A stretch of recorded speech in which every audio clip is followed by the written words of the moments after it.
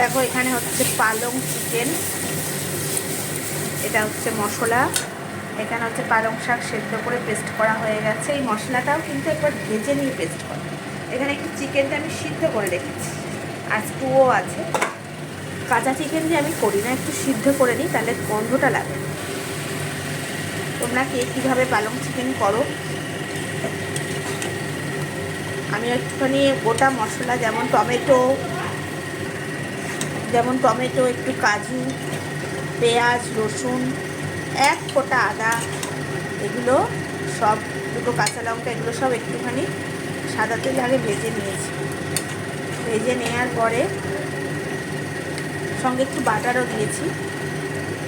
ভেজে নেওয়ার পরে কিন্তু মশলাটা পেস্ট করেছি, মানে কাঁচা অবস্থায় পেস্ট করি।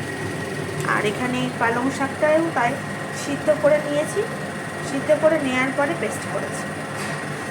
আর মাংসটা একটু হাফ সিদ্ধ করে নিয়েছি, কারণ যেহেতু মশলাগুলো প্রায় অর্ধেক কড়ায় থাকবে, ওই জন্য না হলে কষাটা ভালো হবে না। ওই জন্য মাংসটা আমি একটুখানি গরম জলের মধ্যে, যে স্টুটা রয়েছে গরম জলের মধ্যে একটু বয়েল করে নিয়েছি। একটু রসুন দিয়ে দিয়েছি, তাহলে মাংসের যে কাঁচা গন্ধটা কেটে যায়। এটা একটু কষা হলে তারপর আমি লাস্টে পালংটা দেবো, আর একটু বাটার, চিনি, একটু মিষ্টি না দিলে পালং পনিরটা ভালো, মানে পালং চিকেনটা ভালো হয় না। পালং পনিরটা অনেকটা এইভাবে করি। আর একটা জিনিস যেটা দিতে হয়,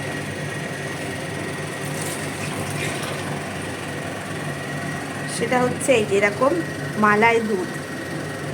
অনেকে ফেস ক্রিম দেয়, কেউ মালাই দেয়, আমি কিছু কিনে আনি না। আমি দুধ কিনে নিয়ে এসে এরকম ঘন করে জাল দিয়ে মালাই মতো বানিয়ে নিই। এটা লাস্টে আমি দেব, তাহলে চিকেনের লুকটা সুন্দর আসবে এবং টেস্টটাও খুব সুন্দর হয়। দেখো এইখানে যখন মাংসটা প্রায় অর্ধেক কষা হয়ে যাবে, তখন আমি পালংটা দিয়ে একটু কষবো। যেহেতু পালংটা সিদ্ধ আছে, তাও একটা গন্ধ তো থাকে হালকা, ওই জন্য এটা দিয়ে আমি আবার কষবো। তারপর মালাইটা দিয়ে একটু সিদ্ধ হবে, তারপরে কাসুরি মেথি পাতা আর একটু মিষ্টি দিয়ে নামাবো। দেখো পালং চিকেন ইজ রেডি। কেমন হয়েছে তোমরা জানিও কিন্তু। আর কারা কারা এইভাবে পালং চিকেন করো সেটাও বলো। আমি একটু অন্যভাবে করি, এটা কিন্তু খেতে দারুণ টেস্ট হয়। বেশিরভাগ এটা রুটি পরোটার সঙ্গে ভালো লাগে, ভাত দিয়েও খাওয়া যায় যারা ভাত খায়, মানে রুটি পরোটা ভালোবাসে। তা কেমন লাগলো জানিও কিন্তু। আর টেস্টটা কিন্তু দারুণ হয়েছে।